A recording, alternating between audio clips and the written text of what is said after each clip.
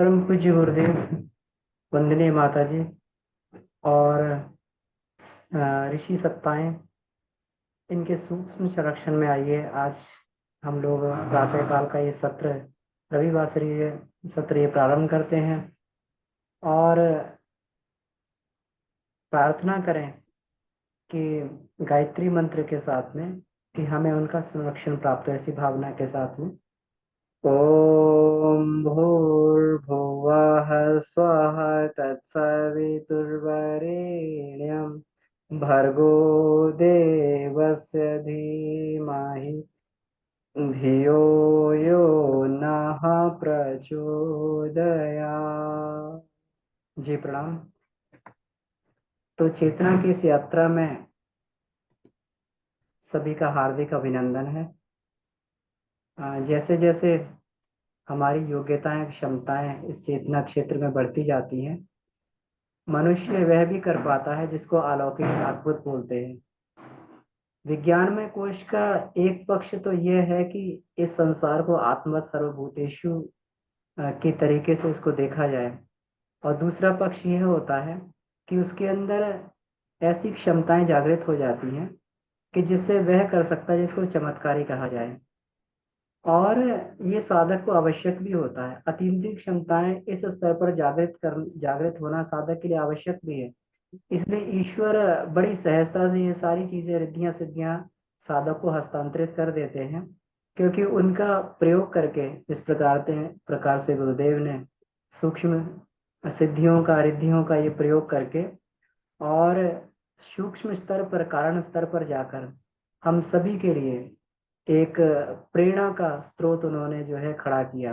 और आज इसी के माध्यम से हम लोग सतत प्रेरणा ग्रहण कर रहे हैं। हमारे जो साधना प्रगति है, इसका एकमात्र यह कारण नहीं है कि हम लोगों के विचार, हम गुरुदेव के अनुसार विचार करके आगे बढ़ रहे हैं। इसके पीछे एक एक मूल और महती कारण ये भी है, क्योंकि गुरुदेव हमारे पीछे अपनी पूरी की पूरी सत्ता लेके पीछे पड़े हुए हैं, शक्ति लेके पीछे पड़े हुए हैं, और वो हमें चैन से बैठने नहीं दे रहे। इसलिए कि उन्होंने अपनी चेतना का परिष्कार करके उस आयाम तक, चेतना के शिखर तक पहुंचे।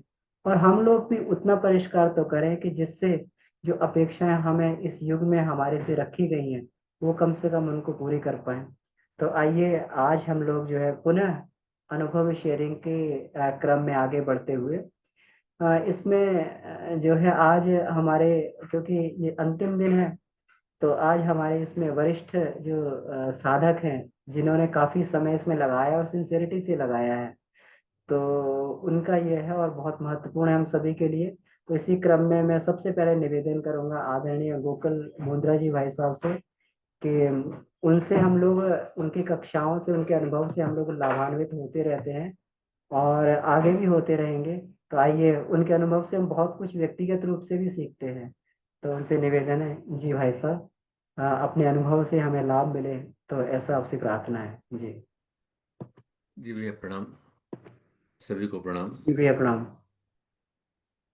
साधना पथ पर चल रहे सभी साधकों के अनुभव बड़े महत्वपूर्ण होते हैं।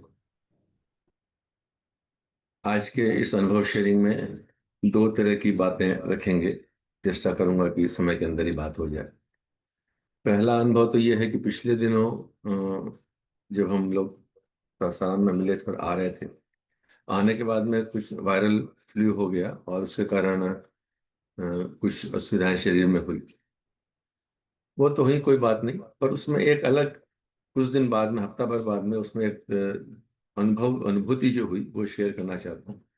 उस दिन सुबह सुबह 17 सितंबर को सुबह सुबह एक अनुभूति हुई कि ये जयद्रथ वध जैसी घटना है। बस इतनी बात, एक लाइन दिमाग में कौन सा। अब उस पर विचार करना शुरू किया तो ये समझ में आया कि जयद्रथ वध में क्या हुआ था कि जयद्रथ जो है वो अर्जुन से बचने के लिए जहां तहां भाग रहा था सूर्य की रोशनी में, और उसके बाद में बादलों का एक ढेर आया, सूर्य उसमें छुप गया, जयद्रथ सामने आ गया, अट्टहास करने लगा, और अर्जुन जैसा साधक भी आत्महत्या के लिए प्रस्तुत होकर के तैयार हो गया। फिर कृष्ण की अनुकंपा से अज्ञान, वो बादल दूर हटे और जयद्रथ का वध किया गया। अब इसके आध्यात्मिक अर्थ को अपने जीवन के उस घटना के संगति के साथ मिलाना शुरू किया। तो ये अर्थ समझ में आया कि जीवन में विकार रूपी जयद्रथ हमेशा अपना प्रभाव दिखाने के लिए तैयार रहते हैं, लेकिन सविता देवता रूपी प्राण की शक्ति के सामने वे टिक नहीं पाते और यहाँ वहां भागते रहते हैं। अर्जुन जैसा साधक अपनी साधना से उन विकारों को समन करने का प्रयास करता है, लेकिन वो प्रयास एकाकी सफल नहीं हो सकता। उसके पूर्व जन्म के संचित संस्कार बीच बीच के अंदर में बादलों की तरह ढेर होकर के सामने आ जाते हैं। ऐसी स्थिति में कृष्णम वंदे जगत गुरु, एकमात्र जगत गुरु रूप में भगवान कृष्ण आते हैं, ज्ञान का संचार करते हैं, प्राण का संचार करते हैं, और अर्जुन जैसा साधक अपने उन विकारों का शमन कर पाता है। इस बात ने बहुत ताकत दी, हिम्मत दी कि जीवन की जितने भी छोटी मोटी घटनाएं आती हैं, ये आती रहेंगी हमारे विकारों के कारण। और कृष्ण रूपी गुरु जो है वो कब हमारे पास आता है? जबकि हम उसके काम में लगे रहते हैं। जब हम उसके काम में लगे रहते हैं तो वो भी हमारे लिए सामने आके खड़ा हो जाता है। उसके काम में लगने का अर्थ उसने एक ही बात कहा कि व्यक्ति निर्माण, परिवार निर्माण, समाज निर्माण, आत्मनिर्माण संसार की सबसे बड़ी सेवा गायत्री साधना दी, और उसके लिए पंचकोशी साधना दी। उन पंचकोशी साधनाओं में जितने भी 5 कोषों के जितने भी 19 प्रकार के टूल का वर्णन उसमें किया गया है, हम उनके ऊपर में जब सतत लगे रहते हैं तो जब असुविधाएं आती हैं तो वो आकर के हमें सहयोग देते हैं, मार्गदर्शन देते हैं, इसमें कोई दो राय नहीं है। और हम अपने जीवन की मुसीबतों से पार होकर निकलते जाते हैं। यहाँ एक बात यह है कि ये जितनी भी 19 क्रिया योग है, ये इनमें से किसी का भी संबल लेकर के हम आगे बढ़ सकते हैं। किसी एक से भी हम आगे तक पहुंच सकते हैं, ये बात निश्चित अब आकर के समझ में आ गई। आज लगभग 8-9 साल होने आ गए और हर छह महीने पे एक अनुभव देते हैं, तो कुछ ये कहते हैं कि हमारा अन्नमय कोश ठीक हुआ, प्राणमय कोश ठीक हुआ, मनोमय कोश ठीक हुआ, विज्ञान में, आनंद में, इस तरह की हम अपनी बातें आज तक रहते हैं। लेकिन जब गायत्री महाविज्ञान के अंत में पेज नंबर 374 375 के ऊपर में इसका वर्णन दिया है, हालांकि ये चैप्टर शुरू हो जाता है पेज नंबर 369 से, जिसकी टाइटल है पंचकोश साधना का उद्देश्य। सारी क्रिया योग लिखने के बाद अंत में वो लिखते हैं पंचकोश साधना का उद्देश्य, और उस पंचकोश साधना के उद्देश्य में वो लिखते हैं 5 कोषों की का लिटमस पेपर टेस्ट कहाँ ला करके रख दिया गुरुदेव ने। लिखते हैं कि अन्नमय कोश का साधक आत्मज्ञान प्राप्त करता है, प्राणमय कोश की साधना से आत्मदर्शन होता है, मनोमय कोश के साथ आत्मानुभव होता है, विज्ञानमय कोश से आत्मलाभ संबंध है, और आनंदमय कोश में आत्मकल्याण सन्निहित है। फिर इसकी पूरी व्याख्या है, आत्मज्ञान, आत्मदर्शन, आत्मानुभव, आत्मलाभ और आत्मकल्याण से निहित। जब इन व्याख्याओं को पढ़ते हैं तो इसमें इसके पहले की जितनी क्रिया योग हैं उनका बहुत बड़ा महत्व नहीं रहता। आरंभ ही आत्मदर्शन से, आत्मज्ञान से होता है, जिसको कि हम विज्ञान में कोष में सोहमभूति की स्थिति, सोहम साधना और आत्मानुभूति की स्थिति में अनुभव करते हैं। तो ये समझ में आया कि आरंभिक की जितनी चीजें हैं ये तो अपने आप को मजबूत करने के लिए, लक्ष्य हमारा जो है इन्हीं आत्मदर्शन, आत्मकल्याण, आत्मलाभ, आत्मबोध, इन्हीं के ऊपर में हमारा लक्ष्य साधना होना चाहिए।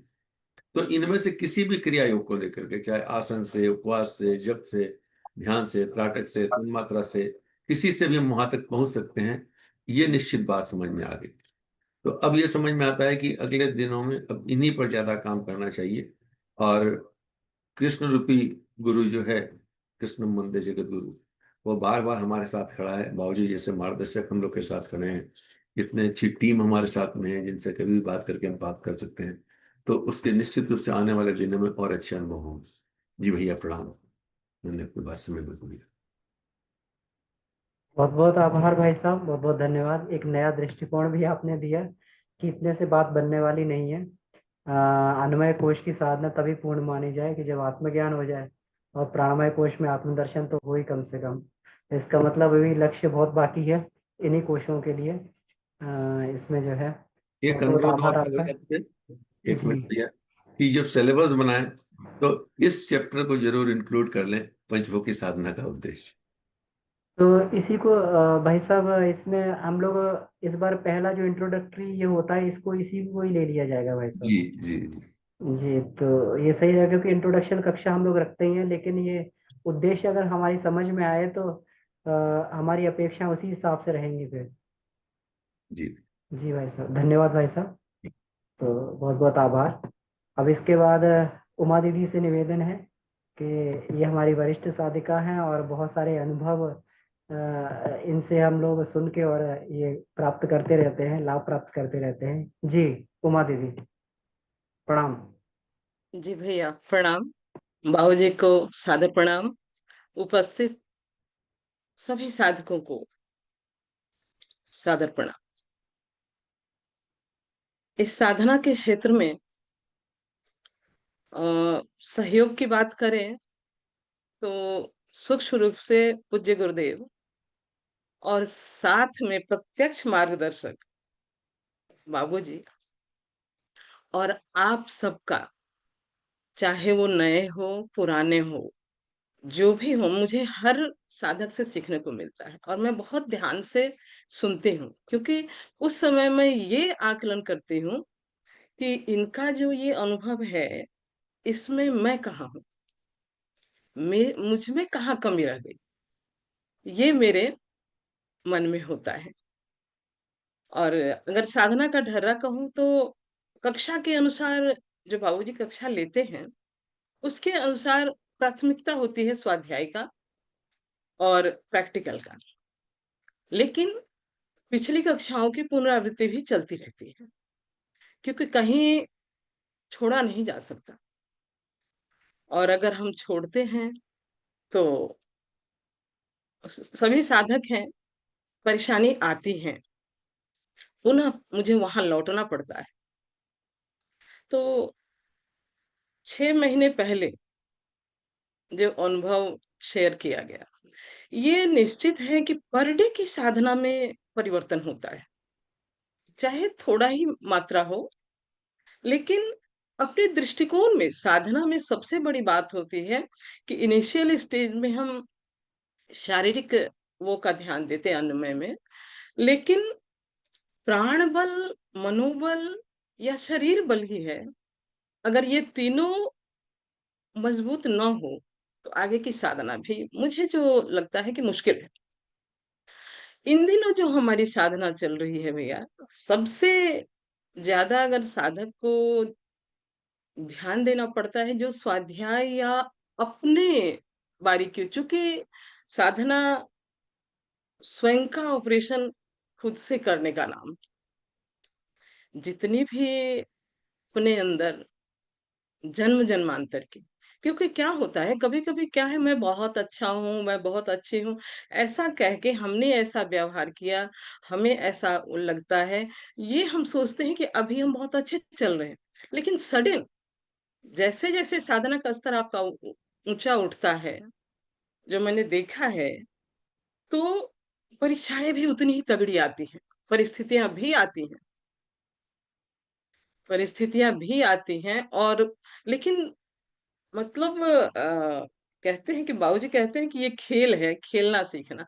ये मतलब परिस्थितियां भी आती हैं, तो कुछ न कुछ अब मन स्थिति ऐसी है कि लगता है कि अब इसमें क्या सीख मिलना है, इसमें कहाँ हमारी क्या कमी है जो ये उपस्थिति, ये बात की, क्योंकि अगर हम अच्छा करते हैं तो लगता है उसकी मर्जी है, और अगर कुछ परेशानी आती है, कुछ अच्छा मिलता है तो उसकी मर्जी है, परेशानी आती है ये मैंने बोया है या मैंने किया है। तो ये चीजें जो है धीरे धीरे इसका, जब हम इस पर प्रैक्टिकल पे उतरते हैं, इस चिंतन मनन में उतरते हैं, तो भैया ये मौन जो है ना, वो ऐसी सीढ़ी है जो साधक को अंतः क्षेत्र की ओर ले जाती है। और मेरे इन 6 महीना में इन दिनों मैंने देखा है कि पहली दृष्टि रही है विचार और भावना पे, क्योंकि विचारना जो है ना, इसको भी हम स्वाध्याय के माध्यम से या किसी चीज के माध्यम से कर सकते हैं, लेकिन भावना जो है ना, इसको आध्यात्मिक दृष्टि मतलब की तरफ मोड़ना, क्योंकि भौतिकता की तरफ जो भावना, जो हम सांसारिक ये में भावना को लगाते हैं, जिसको बार बार बाबूजी कहते हैं कि भावनाशील होना साधकों के लिए अच्छा नहीं है, और क्लियर कहते हैं कि इस भावना को भौतिकता से आध्यात्मिकता की ओर मोड़ दीजिए। और ये भावना मुझे लगता है कि मुझे जो मैंने पाया है, ये ज़्यादा आहत राग से है। और इसके लिए, इस राग से वैराग्य के लिए तत्व दृष्टि बहुत ज़रूरी है। सही चीज़ें अगर हम नहीं देख पाते हैं, नहीं समझ पाते हैं, तो बहुत मुश्किल है। तो इन दिनों की साधना में मुझे अपनी भावना और विचारना को ही परिष्कृत, सुसंस्कृत करना पड़ा, और जो हम ईश्वरीय चेतना कहें या गुरु अनुशासन कहें, उसके अनुसार अपने आप को ढालना। बाकी ये जर्नी बहुत ही, सचमुच बहुत आनंददायक है, क्योंकि ज मतलब किसी दूसरे की तरफ नहीं देखना पड़ता अपनी समस्याओं के लिए। वो मंथन अंदर चलता है कि अब किस ढंग से यहाँ से निकला जाए और क्या किया जाए। और साधना की निरंतरता, मैंने एक चीज़ और भी बहुत ही कक्षा में बाबूजी बार-बार कहते हैं, आप लोग भी अनुभव करते हैं, आप लोग भी बताते हैं। एक चीज़ मैंने देखा कि अगर विचार जगत और भाव जगत में गड़बड़ी हो रही है, तो शारीरिक, मानसिक, जो कहते हैं ना कि नाड़ियों में, जो सूक्ष्म नाड़ियों में जो जो ब्लॉकेज आते हैं, मैंने फ़ील किया कि यहाँ पे शारीरिक और मानसिक परेशानियाँ आती हैं। लेकिन यही है गुरुदेव की कृपा, आप सब लोगों का सहयोग, बाबूजी का मतलब मार्गदर्शन, वो कहीं न कहीं जिस स्तर का साधक हो, एक पॉज़िटिविटी निकल ही आता है। और वो एक किरण मिल ही जाती है जिसके सहारे साधक उसको पार कर जाता है। तो यही अभी 6 महीने के अनुभव हैं भैया,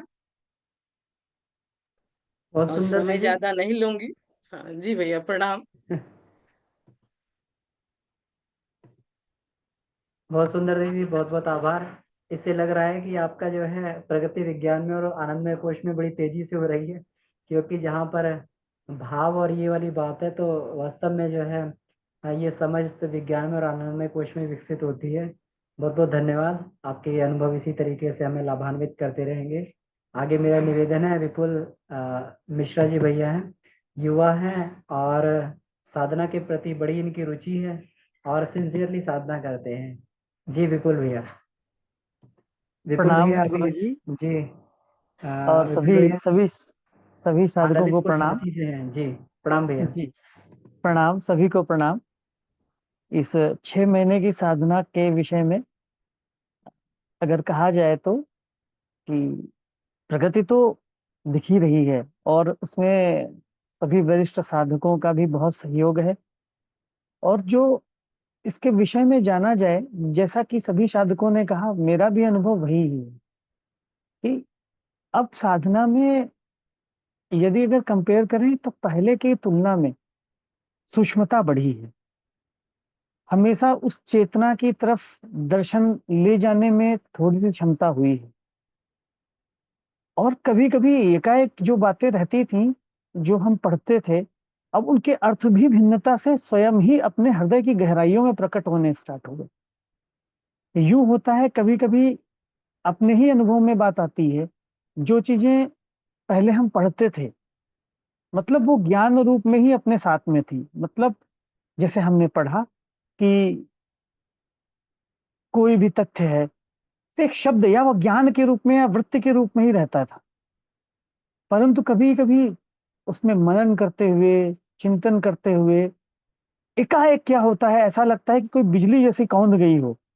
एक सडन क्लिक कर जाता है वो, उस तथ्य पे, उस पे निष्ठा बन जाती है।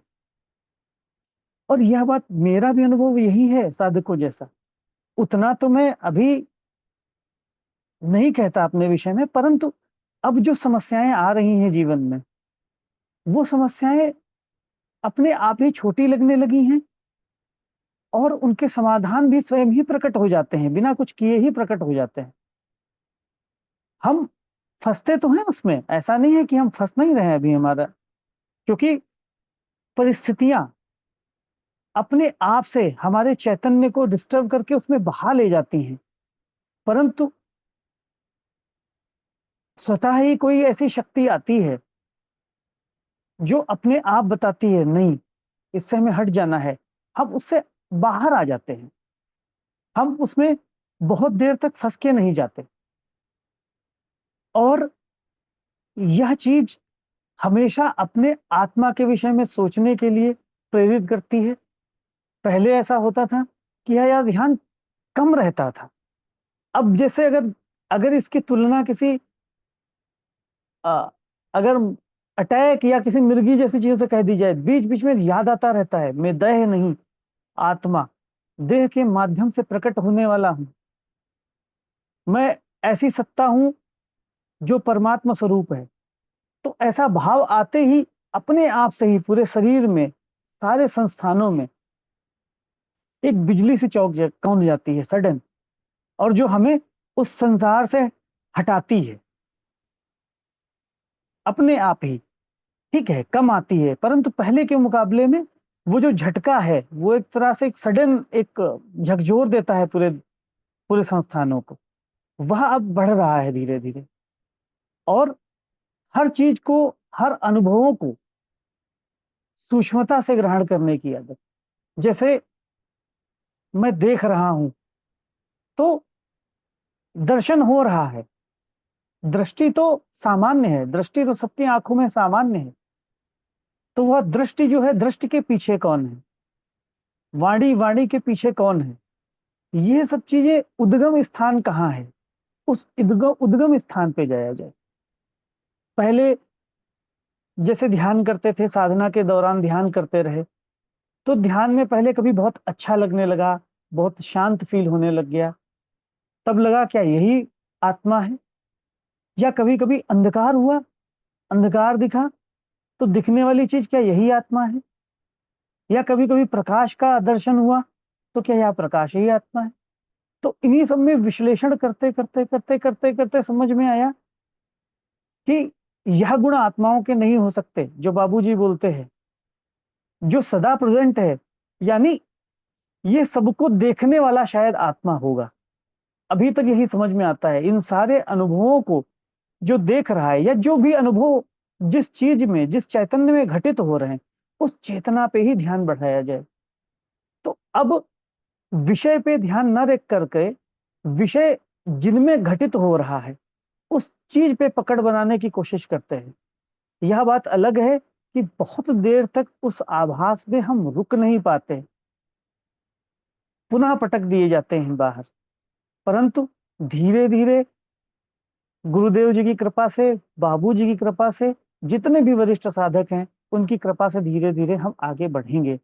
क्योंकि जितना हमको समर्थन वरिष्ठ साधकों ने किया है, कभी कभी मेरी सब साधना अच्छी नहीं चल रही होती है, मुझे ऊर्जा की आवश्यकता होती है, तो जो भी साधक मुझे जानता हूं मैं, जिनको उनको फोन लगा के उनसे ऊर्जा लेने की ग्रहण कर ऊर्जा ले लेता हूं, जिससे एक नया उत्साह आ जाता है अपनी साधना के प्रति। यदि हम हटे भी थोड़ा मार्ग से, तो पुनः हम साधना की ओर चल पड़ते हैं, जिससे कि हमें और गति मिलती है, साधना के अंदर और गति मिलती है, मनन बढ़ता है, और उन सब चीजों से हम बच जाते हैं कि कैसे हम साधना को करें कि मैं का निर्माण भी ना हो और साधना होती चली जाए। धीरे धीरे ऐसी स्थिति को लाने का प्रयास करें जिसमें प्रयत्न शैथिल्य ही हो जाए, कि हमें करना ना पड़े, ध्यान करना ना पड़े, ध्यान होता रहे, सहज चलते फिरते उठते बैठते। यदि ये सब चीजें घटित हो जाएं, धीरे धीरे अगर उत्कर्ष हो जाए तो अच्छा हो जाए। और हमको यह पूरा विश्वास है कि जो पूर्व जन्म के संस्कार जो भी हैं, अब हम लोग बाबूजी की शरण में आ गए हैं, तो ये 100% ये जल के दग्ध हो ही जाने हैं, और हम लोगों को लग करके कैसे भी करके अपने आत्मोत्कर्ष को, आत्म आत्म परिष्कार करते हुए आत्मदर्शन करने ही हैं। भैया बस इतना ही मुझे समझ में आ रहा था, बाकी जो अपना अनुभव था मैंने आपको बताया। प्रणाम सभी साधकों। बहुत सुंदर भैया।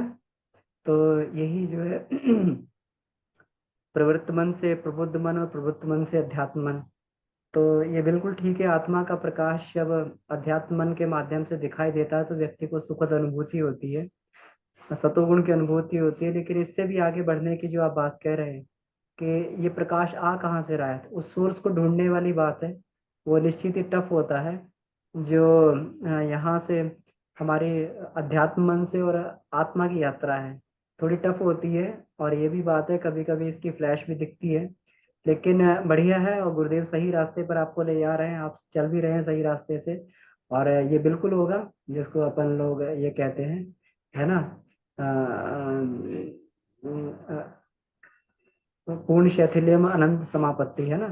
तो ये जरूर होगा। तो चलिए, बहुत बहुत आभार आपका। हम लोग आगे बढ़ते हैं। आगे मीना शर्मा दीदी हैं दिल्ली से, नई दिल्ली से। तो मेरा निवेदन है, दीदी का श्रद्धा भक्ति वाला पक्ष बहुत मजबूत है, और इससे जो है प्रगति बहुत जल्दी होती है। तो मेरा निवेदन है दीदी से, दीदी अपने अनुभव से हमें लाभान्वित करें। प्रणाम दीदी। सभी को प्रणाम, बाबूजी को प्रणाम। भैया से प्रारंभ करूंगी। जो भैया ने शुरुआत में कहा कि हमारे कुसंस्कार जब हटते हैं, तो जो हम सब समझ पा रहे हैं धीरे धीरे कि आत्मा की यात्रा है, और हम सब उस क्रम में आगे बढ़ रहे हैं। तो आज एक बात समझ में आई कि हमारे गुरु सत्ता ने दो चीजें, सबसे पहले वो जब कुसंस्कार हटते हैं तो हमारे भीतर स्वयं को जानने की जिज्ञासा होती है कि मैं क्या हूँ। अब मैं क्या हूँ से जो गुरुदेव ने 18 सूत्र दिए, सबसे पहला सूत्र कि ईश्वर को सर्वव्यापी न्यायकारी मानकर उसके अनुशासन को अपने जीवन में उतारेंगे।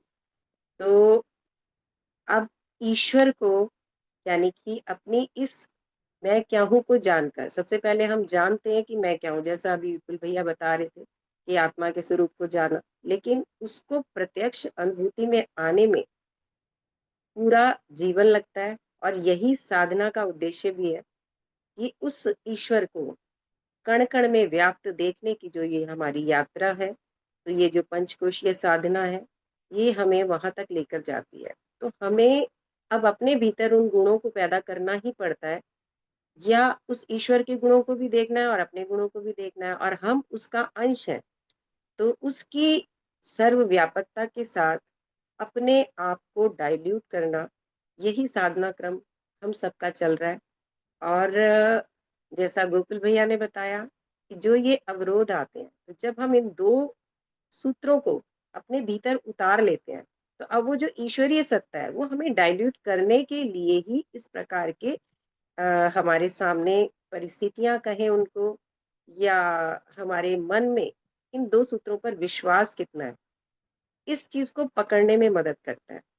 और जैसा उमा दीदी कह रही थी कि जो भी परिस्थितियां आती हैं या हम करते हैं, तो बहुत शब्दों के बजाय सिर्फ इसमें है कि ये यात्रा क्रम चलता है, और जब तक हम इसको पूर्ण रूप से उसमें डाइल्यूट करने के लिए हमें कितना सूक्ष्म होना पड़ेगा, और हमें किन चीजों को अपनाना पड़ेगा। क्योंकि जैसा कहा कि सर्वव्यापी, और बाबूजी कहते हैं इस पहले सूत्र को यदि हमने पकड़ लिया या पचा लिया, या इसको हम साबित कर पाए इन सूत्रों को अपने जीवन में, तो हम ये साधना हमारी सफल हो जाएगी। और आप सभी वरिष्ठों से, और जो स्वाध्याय का क्रम चल रहा है, एक चीज और है भैया ने जो कहा, और दीदी कह रही थी कि मैं ये कर रही हूँ, मैं ये कर रही हूँ, हम कोशिश कर रहे हैं। तो जब जब ये देखा मैंने कि मैं ये कर रही हूँ या मैं ये कर लूंगी, वो कभी भी नहीं होता, कभी भी नहीं होता। हमें अपने आप को पूर्ण रूप से उस सत्ता को समर्पित करना पड़ता है, और जैसी भी परिस्थितियां आ रही हैं तो उन्हीं से कहा जाता है, और वही संभालते भी हैं, वही गिराते भी हैं, वही उठाते भी हैं। और जो गोकुल भैया ने कहा था कि कृष्ण रूप में वो हमेशा उपलब्ध रहते हैं यदि हम उनके कार्य कर रहे हैं, यानी इस इन दो सूत्रों को यदि हम अपने जीवन में उतारने में लगे हैं, यानी आत्मा के प्राप्त करने की दिशा में हम आगे बढ़ रहे हैं, तो वो हर समय हमें अपनी गोदी में संभाले रहते हैं और हमें दिशा दर्शन देते रहते हैं। तो गुरु सत्ता का संरक्षण और बाबूजी का मार्गदर्शन, क्योंकि बाबूजी ने इन दो सूत्रों को अपनाकर ही हम सबके साथ हर पल हर क्षण हमें उनका सानिध्य मिल रहा है, उनका मार्गदर्शन मिल रहा है, और इसी में हम सब आगे बढ़ रहे हैं। तो भैया बस इतनी है कहकर मैं अपनी बात समाप्त करूंगी। बाकी सब आप सभी का सहयोग है, और हम सब मिलकर, और इसका कारण भी यही है कि ये जो कुसंस्कार हमारे हटे, अब हम अपने हटा देंगे और हम जब डाइल्यूट कर पाएंगे तो फिर जो पीछे हैं, जो हटाते चले आ रहे हैं, उनको भी दिशा देनी है। तो उसके लिए हमें अपने आप को तैयार करना है। बहुत बहुत आभार, धन्यवाद, प्रणाम भैया। धन्यवाद दीदी। बिल्कुल सही बात है कि कुसंस्कार हर कोश में हटते हैं, है ना। अन्नमय कोश के अपने कुसंस्कार होते हैं, प्राणमय के अपने, मनोमय के अपने, विज्ञानमय और आनंदमय के अपने अपने होते हैं। तो जहां पर भी जाते हैं हम कुसंस्कारों का निवारण ही करते हैं, परिष्कार ही करते हैं। तो बहुत बढ़िया। अब इसके बाद में गुरुग्राम में नितिन भैया के पास चलते हैं। भैया को मैं बहुत प्रारंभ से जानता हूँ, जब ये पंचकोश साधना में जुड़े थे, उनकी तब की स्थिति और आज की स्थिति में ये कहना चाहिए आमूलचूल परिवर्तन है। ये जो हुआ है ये इनकी श्रद्धा की वजह से है, इनकी विनम्रता, इनकी श्रद्धा, इनकी गुरु कार्य के प्रति ये तो इसलिए आइए इनसे अनुभव सुनते हैं कि इन्होंने ऐसी यात्रा किस प्रकार से की, कितनी तेजी से बढ़े, और अभी इनके जो है अनुभव 6 महीने में क्या है।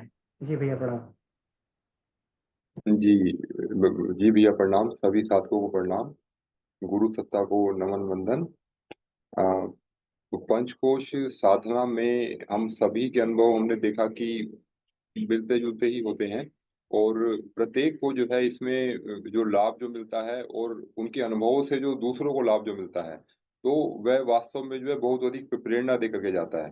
तो अभी जैसे गोकुल भैया ने और विपुल भैया ने, दीदी ने जो बताया अभी, तो जो है उसी से ही जो मिलते जुलते अनुभव पिछले समय में जो हमें हुए।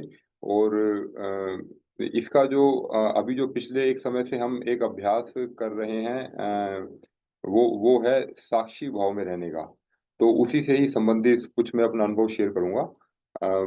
इसका जो शुरुआत इस तरह हुई कि हमने ये देखा कि हम जो जीवन में जो भी भूल करते हैं, या फिर जिसके जिसके लिए जो है मन में जो अपने भीतर बाद में एक ग्लानि उत्पन्न होती है, तो उसका जो है मुख्य कारण तो यही समझ में आया कि हम अपना जीवन जो जीते हैं, तो अपने जीवन में जो हम जी रहे हैं, तो उस समय जो है हम जो है बेहोशी की स्थिति में होते हैं।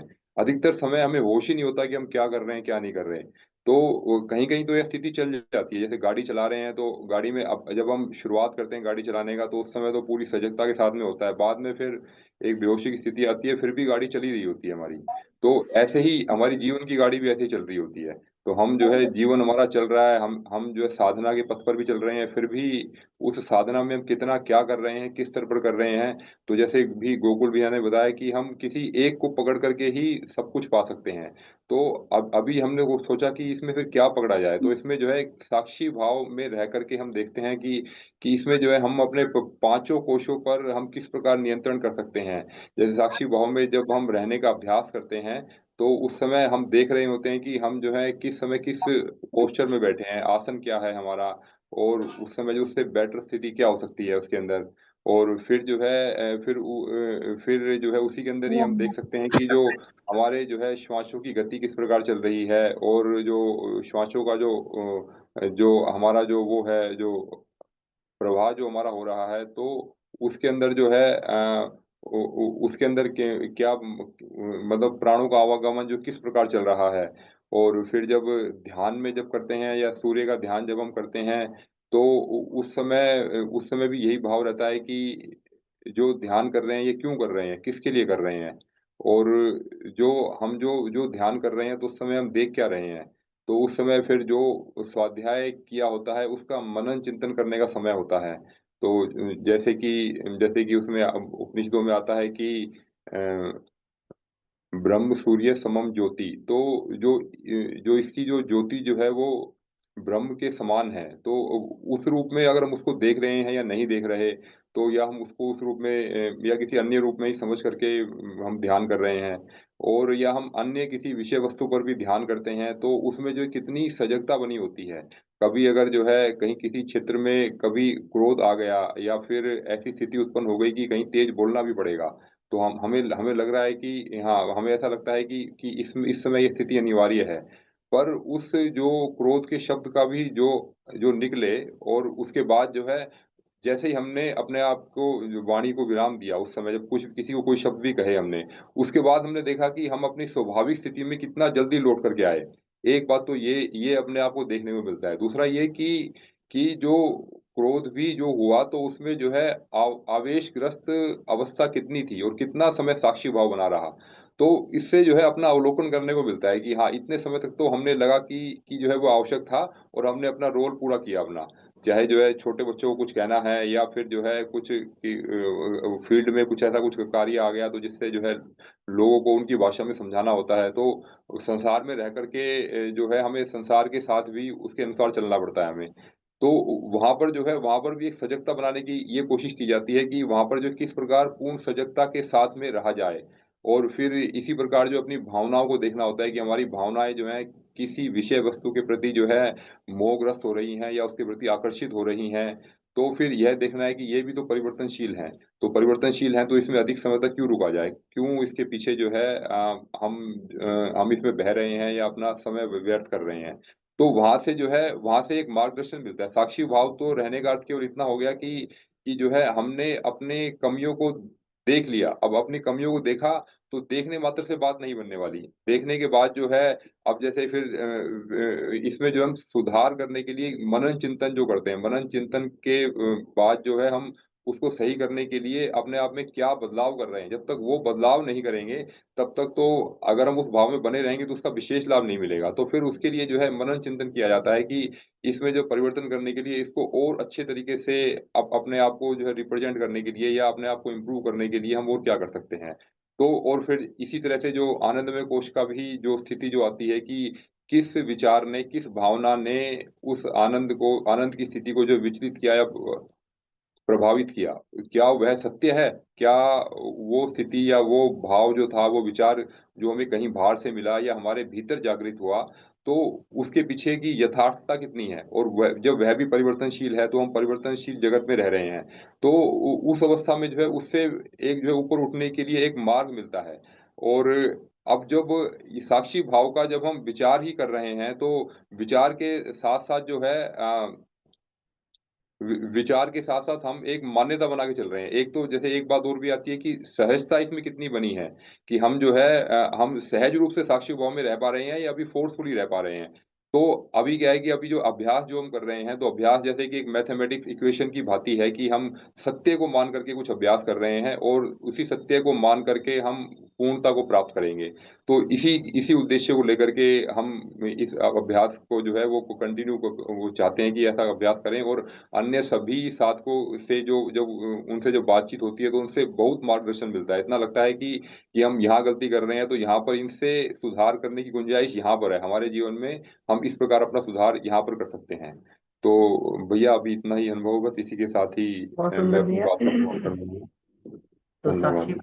साक्षी भाव और स्थित प्रज्ञता, यही जो है हमारी परिपक्वता का मापदंड भी है कि जितना जितना हम लोग साक्षी भाव में और स्थित प्रज्ञता में रहते जाएंगे। तो बहुत बहुत आभार भैया आपके अनुभव के लिए। और आगे एक मिनट इसमें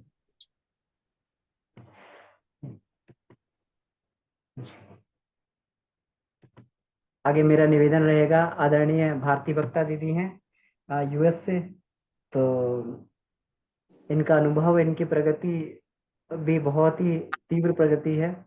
तो दीदी से सुनते हैं कि पिछले 6 महीनों का क्या अनुभव रहा। जी दीदी। जी प्रणाम। प्रणाम भैया, सभी साधकों को मेरा प्रणाम, गुरु सत्ता को और बाबूजी को मेरा सादर प्रणाम। तो भैया जैसे कि आपने पहले बताया था कि हम पूर्व जन्म के कुछ कर्म हो गए, तो गुरु सत्ता ने हमें बाबूजी की चोली में डाल दिया। तो हम सब साथ-साथ चल रहे हैं। हमें तो सभी साधक के अनुभव से बहुत ज़्यादा वो मिलता है। अ विपुल भैया का आत्मविश्वास देख के हमें बहुत आनंद हुआ और नितिन भैया की बातें सुन के भी बहुत आनंद हुआ। तो सभी से हम बहुत प्रेरणा लेते हैं, सो सबको मेरा धन्यवाद।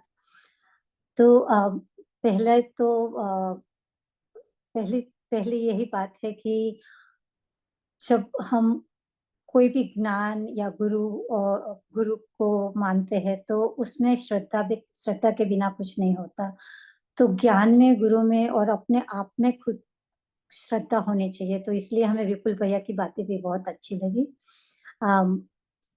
तो और एक दूसरी बात है कि नियमितता। तो कोई भी, जैसे कि पतंजलि में भी बताया है, भगवान श्री कृष्ण ने गीता में भी बताया है कि अब ये अभ्यास हमेशा करना चाहिए। तो अभ्यास और नियमितता दोनों से ही प्रगति मिलती है। तो ऐसा नहीं कि बाबूजी का क्लास सुना तो फिर सुन के बस छोड़ दिया, ज्ञान आ गया।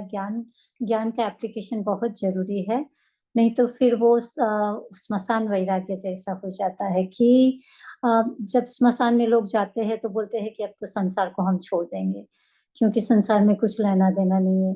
मगर जैसे ही घर पे आते हैं तो चिपकाव शुरू हो जाता है। तो ये चिपकाव हमें छोड़ना है। और वो हमेशा कैसे छूटेगा? वो हमेशा ज्ञान की एप्लीकेशन हम जब डेली एक्सपीरियंस, डेली एक्टिविटी में करते हैं तभी होगा। तो मेरी तो नियमितता तो है ज्यादा स्वाध्याय में और योगासन में वगैरह में, मगर मेरी कमी है कि हम उपवास नहीं कर पाते और मंत्र लेखन में भी बहुत पीछे है। तो इसके लिए क्या किया जाए वो तो पता नहीं, मगर मैं प्रयत्न करती रहती हूँ। श्रद्धा के साथ दूसरी बात तो धैर्य होना चाहिए कि हमने इतने साल से इतना किया मगर कुछ हुआ नहीं, कुछ एक्सपीरियंस नहीं हुआ। तो मेरे को कभी ऐसा नहीं लगता कि क्यों नहीं होता है, मेरे को लगता है कि होगा ही होगा। जब जब टाइम आएगा तो होगा, क्योंकि हम जैसे कि बीज बोते हैं, पानी डालते हैं, तो उसके सीजन आने पर ही उसके ऊपर फ्रूट आते हैं। वैसे ही जब हमारी साधना में पक्वता आ जाएगी और बाबूजी के आशीर्वाद, गुरु सत्ता के आशीर्वाद से जब साधना में परिपक्वता आ जाएगी, तब हमें जरूर आत्मदर्शन होगा। और दूसरा कि हम अगर साधना भी नहीं करते कि संसार की बातों में कभी उलझ जाते हैं, तो बाबूजी की एक बात याद आती है कि कुछ नहीं दे सकते हैं तो प्रेम तो सबको दे सकते हैं। तो प्रेम सबको दो तो इट हैपन्स कि जब आप किसी को कुछ देते हैं तो अपने आप अंदर में ही कुछ खुशी होती है। लेने वालों को तो खुशी हुई कि नहीं पता नहीं होता, मगर अपने दिल में बहुत खुशी होती है। तो ऐसे प्रेम भी जब देते हैं तो सामने वालों को भी खुशी, क्योंकि एक्शन के सामने रिएक्शन तो होगा। तो दुश्मन को भी अगर प्यार की नजरों से देख लिए तो खुशी आती है। तो बाबूजी ऐसे ही इसलिए बोलते हैं कि कुछ न दे सको तो प्रेम तो दे सको, खुशी दे सको। तो यही प्रयत्न जारी है कि कबीर जी ने भी बोला है कि ढाई अक्षर प्रेम का पढ़े सो पंडित हुए। तो सबको प्रेम प्रेम ही बांटना है बस। अभी तो लगता है कि कभी कभी लगता है कि कुछ सोचते हैं तो काम अपने आप ही हो जाता है। ऐसा ही कई बार होता है। अगर बता सके तो ये कि जीवन में बहुत चढ़ाव उतार आते हैं, डिफिकल्ट सिचुएशन भी बहुत आते हैं, और after all we are all human being. तो हमारे लागनी भी क्या बोलते हैं कि कभी आंखों में आंसू आ जाते हैं, दिल बहल जाता है, मगर अंदर से भीतर से एक पूर्ण शांति सी छवाई रहती है कि अंदर से कुछ उथल पाथल नहीं होती है। तो अभी तो साधना चालू है, हम सब आपके साथ साथ चल रहे हैं। और अभी नितिन भैया की तरह मैं भी साक्षी भाव से डेली लाइफ में एप्लीकेशन कर रही हूँ। और साक्षी भाव में रहने से माइंडफुलनेस बहुत आती है कि जैसे अंदर से आत्मा जगाती है हमें कि कभी गाड़ी गैरेज से बाहर निकली और बाहर निकल गए और बंद करी कि गैराज बंद करी कि नहीं, वो रिमोट दबाया कि नहीं, वो याद नहीं रहता, क्योंकि हमारा माइंडफुल तब नहीं था, सजागता नहीं थी। तो फिर हम सोचते हैं कि हाँ, मैं भूल गई कि मैं साक्षी की तरह मुझे देखना है, वो सजागता मेरी चली गई। तो ऐसे एप्लीकेशन थोड़ी-थोड़ी दिनचर्या में भी होती रहती है। और बस भैया मैं इतना ही कहूँगी। सभी साधकों को मेरा खूब-खूब धन्यवाद मेरी बातें सुनने का, और आप सबसे बहुत प्रेरणा मिलती है, तो सबका मेरा बहुत-बहुत धन्यवाद। और मैं भगवान से ही प्रार्थना करती हूँ कि प्रभु आप सब साधकों को बहुत-बहुत अपनी साधना में आगे बढ़ाए। धन्यवाद। बहुत सुंदर दीदी, बहुत-बहुत आभार दीदी। आपने बिल्कुल सही कहा कि किसी को कुछ नहीं दे सकते तो प्रेम तो दे ही सकते हैं। हमें तो ये लगता है कि हम सब कुछ दे देते हैं लेकिन प्रेम ही नहीं दे पाते हैं। यही सबसे कठिन चीज़ है संसार में, और इसी को सीखना ही चाहिए। यही भक्ति की, उपासना की और सभी चीज़ की पराकाष्ठा अंत में यही है कि हम प्रेम बाँटना सीख जाएँ, आत्मीयता बाँटना सीख जाएँ, और यही साधना ही एक साधना है। हमें लगता है कि प्रेम को सीखने की साधना के लिए ही हम ये सब कुछ कर रहे हैं। तो बिल्कुल सही, आपका लक्ष्य बिल्कुल सही है दीदी। बहुत बहुत आभार आपको। अब मेरा निवेदन है आदरणीय वीरेंद्र प्रसाद यादव जी भाई साहब से, समय बहुत कम रह गया है हमारे पास, 15 मिनट का समय है, 15-20 मिनट का, और अभी 7 से 8 साधक हैं, तो सभी वरिष्ठ साधक हैं, इसलिए जो है समय का ध्यान रखते हुए हम लोग इसमें समय सीमा में अपनी बात को पूरा करेंगे। बहुत बहुत आभार जी। वीरेंद्र प्रसाद भाई साहब। भाई साहब प्रणाम। आप सब दिव्य आत्माओं को प्रणाम। और साधना के क्रम में पिछले 24 साल से परंपरागत गायत्री साधना करते हुए 2.5 साल से जब पंचकोशी साधना किया गया तो उसके सुखद परिणाम कुछ इस प्रकार रहे कि 2.5 साल 24 साल की साधना पे काफी भारी पड़ रहे हैं। अन्नमय कोश में निरोगता, चैतन्यता, निरालस्य के साथ मिल रहा है। प्राणमय कोश में अस्वर पुरुषार्थ के सुखद परिणाम वासा से बढ़ करके साहस के साथ लाभ मिल रहा है। मनोमय कोश में अपनी कमियां प्रकट होती दिख रही हैं, उनकी स्वीकारोक्ति भी हो रही है। क्रोध आने पर भी अंतःकरण में शांति रहती। तन्मात्रा तर्क और तथ्यपूर्ण उत्तर उद्विग्नता को शांत करता है, लेकिन आज भी मन बड़ा उद्विग्न रहता है। लेकिन विश्वास है कि एक दिन आप लोगों के आशीर्वाद से ये शांत हो जाएगा, हमें सफलता भी मिलेगी। विज्ञानमय कोश में आदर्शों के प्रति संकल्प निष्ठा में खूब उछाल आया है, सहृदयता बढ़ी है, भावुकता भावनाशीलता में परिवर्तित हुई है। आनंदमय कोश में गुरु की कृपा, बाबू जी का विशेष आशीर्वाद की अनुभूत हो रही है। सभी साधकों से एक विशेष निवेदन है कि परंपरागत गायत्री और यज्ञ का जो ढर्रा चल रहा है उसमें पंचकोशी साधना का संपुट लगा करके गायत्री के अनुदानों से लाभान्वित हो। बस यही निवेदन है, यही पीड़ा है। क्षेत्रों में बराबर कार्यक्रम हो रहे हैं। महीने में 2 कार्यक्रम जो है स्वाध्याय वो प्रगोपनिषद के स्वाध्याय के साथ, पंचकोशी साधना, योगासन प्राणायाम के साथ, डॉक्टर ब्रजेश पांडे, शैलेंद्र सिंह की टीम के साथ उत्साहवर्धक कार्यक्रम बना हुआ है। बस आज ही एक ही पीड़ा है, और बहुत ज्यादा उद्देश्य हमारा ये नहीं है कि हमें भगवान की प्राप्ति हो। एक उद्देश्य हमारा यही रहता है कि ये गुरुदेव ने जो गायत्री साधना को चलाया है उसको जो है रूढ़वादिता के दलदल से उबारा जाए और लोगों को दिशा दी जाए। हर कार्यकर्ता इससे लाभान्वित हो। बाकी काम हमें लगता है गुरु सत्ता और बाबू जी संभाल लेंगे। इसी के साथ आप अपनी वाणी को विराम देते हैं। आप सब साथियों को हमारा प्रणाम है, आपका अभिनंदन है। बहुत अच्छी व्यवस्था आप लोगों ने संभाला है। बड़ी खुशहाली होती है कि आप सब आगे आगे चलेंगे तो राजवीर की तरह से पीछे हम लोग भी उसके आगे आएंगे। धन्यवाद। बहुत सुंदर भाई साहब। तो आप पीछे नहीं है, आपके अनुभव से हम लोग सीखते हैं और आगे बढ़ते चले जा रहे हैं। आपके पास व्यवहारिक अनुभव है, और इसमें पीड़ा की कोई बात नहीं भाई साहब। बिल्कुल भी हमें ये दर्द नहीं लेना चाहिए कि लोग, देखिए जब किसी को भूख लगती है तो भोजन स्वयं ढूंढ लेता है वो, है ना। और किसी को भूख ना लगी हो तो आप कितना भी खाना उसके सामने रखो तो आपका खाना नहीं खाएगा, उसका तिरस्कार कर देगा वो। तो जब जिसको भूख लगती है, हम लोग ये स्वयं नहीं है। अगर हम लोगों ने गुरु के प्रति, गायत्री के प्रति समर्पण किया है, तो जिन जिन लोगों को भी भूख लगी थी उनको भोजन मिल गया पंचकोश का, और उसके बाद में जो है उनकी प्रगति भी हो गई। तो इसलिए जो है जरा भी इसमें करने की बात नहीं है। हमें तो केवल मैसेज ले आना है। अब कोई कर रहा है कि नहीं कर रहा है इसका मतलब है उसकी भूमि इतनी उपजाऊ नहीं हुई कि उसमें बीज बोया जा सके, है ना। तो इसलिए जो है हम लोग तो अपना प्रयास प्रयत्न कर सकते हैं, और बाकी सब इसमें ये है, कौन व्यक्ति इसमें उतर रहा है कि नहीं उतर रहा है, ये गुरुदेव की व्यवस्था है। तो बहुत बहुत आभार है भाई साहब। बहुत बहुत और धन्यवाद, बहुत बहुत धन्यवाद। जी जी जी। तो संस्कृति दीदी आगे दिल्ली से, तो ये युवा साधिका है और बहुत ही कर्मठ प्रखर, इनकी जीवनचर्या इतनी व्यस्त होते हुए कैसे साधना के लिए समय निकालती हैं। तो आइए इनसे पूछते हैं और इनके अनुभव क्या रहे 6 महीने में। जी दी प्रणाम। प्रणाम भैया। बाबूजी और सभी वरिष्ठ साधकों को मेरा हार्दिक प्रणाम।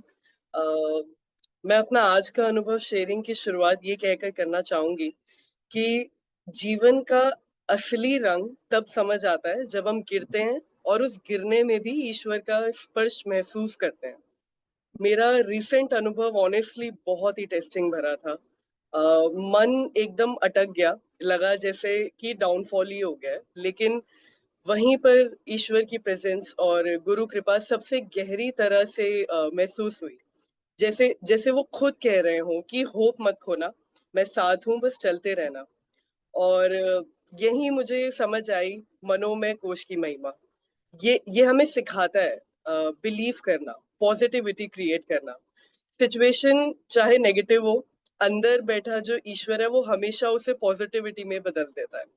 धीरे धीरे एक और गहरी बात समझ आई कि ये जो उठा पटक का एक्सपीरियंस होते हैं, ये हमें तोड़ते नहीं बल्कि हमें और हम्बल और सॉफ्ट और काइंड बनाने के लिए होते हैं। क्योंकि आत्मा का जो असली स्वरूप ही है अनकंडीशनल लव। और ये कोई किताबी बात नहीं है, ये तभी समझ आता है जब हम खुद प्रैक्टिकल लाइफ में इसे जीते हैं। और ये भी एक ब्लेसिंग है कि हमें ये खुद समझ आ जाए कि हाँ, अब टेस्टिंग चल रही है। ये समझना ही एक बड़ी प्रोग्रेस है। और ये सिर्फ पंचकोश के साधक ही समझ सकते हैं जिनका असली लक्ष्य है ईश्वर प्राप्ति। और एक कलाकार, एक क्लासिकल डांसर होने के नाते मुझे समझ आया कि जीवन जीने की कला ही सबसे बड़ी कला है, जिसे जिसे हम आर्ट ऑफ लिविंग कहते हैं। हर टेस्टिंग एक्चुअली मन पर होती है, और जिसने मन पर काम नहीं किया वो फंसेगा ही फंसेगा। तभी बाबूजी के शब्द याद आए कि तन्मात्राओं पर काम करना बहुत जरूरी है। अर्जुन की तरह जब हम भी कह देते हैं कि माधव, मैं आपको चुनता हूँ, तभी श्री कृष्ण अपना असली स्वरूप दिखाते हैं। मतलब जब हम मोह माया तोड़कर सिर्फ ईश्वर को चूज करते हैं, तभी आत्मा का जो असली स्वरूप है उसे जान पाते हैं। और जिस दिन ये समझ आ जाता है कि अ, उस दिन आत्मानुभूति की यात्रा फिर दूर नहीं रहती। सभी को मेरा प्रणाम। धन्यवाद। बहुत सुंदर दीदी, आपका अनुभव वास्तव में बढ़िया है। और साधक की साधना की यात्रा यही है। अगर हम लोग कहें कि हम लोगों ने केवल पढ़ लिया, पढ़ के हम लोग इसको प्रैक्टिस करके, प्रैक्टिस का सबसे बढ़िया तरीका होता है कि परेशानी में डालने का। ईश्वर का सिखाने का यही एकमात्र तरीका है, इसके अलावा ईश्वर का कोई तरीका नहीं है। अगर हम लोग गिर भी रहे हैं तो पहले गिरना अलग बात थी, हम अज्ञान की वजह से गिरते थे। अभी हम ज्ञानात्मक स्थिति में गिरते हैं, ताकि गिरते समय देखा तो जाए कि हमारी इसमें जो है ये क्या है ना, हमारी इसमें जो है अनुभव क्या है गिरते समय, और कैसे बचा जा सकता है। अगर ये नहीं होगा, गिरेंगे नहीं, तो ईश्वर पीछे से धक्का दे के हमें गिरा देगा नीचे, चलो गिरो, है ना। ऐसी परिस्थितियां बना देगा कि हमें लगेगा हम तो बहुत बड़ी साधना में चल रहे थे, लेकिन ये कैसे हुआ, है ना। तो ईश्वर की सिखाने की टीचर है, इससे कम में नहीं व्यक्ति बनता है। और टीचर के जीवन में हमें ये मानना चाहिए, चैलेंजेस और परेशानियां कुछ बढ़ के ही होती हैं, कम नहीं होती हैं। तो इसलिए ये शूरवीरों का पथ है। तो जरा भी ना घबराते, हम लोग ऐसे ही आगे बढ़ते जाएं और अनुभव एकत्रित करते हुए परफेक्ट टीचर बनते हैं। बहुत बहुत आभार दीदी, आपसे बहुत कुछ सीखने को मिलता है। और आगे हम लोग जो है, उमेश जी भाई साहब हैं ये अतरौलिया से जी। भाई साहब अपने आप को अनम्यूट कर ले, वीडियो स्टार्ट कर ले अपना।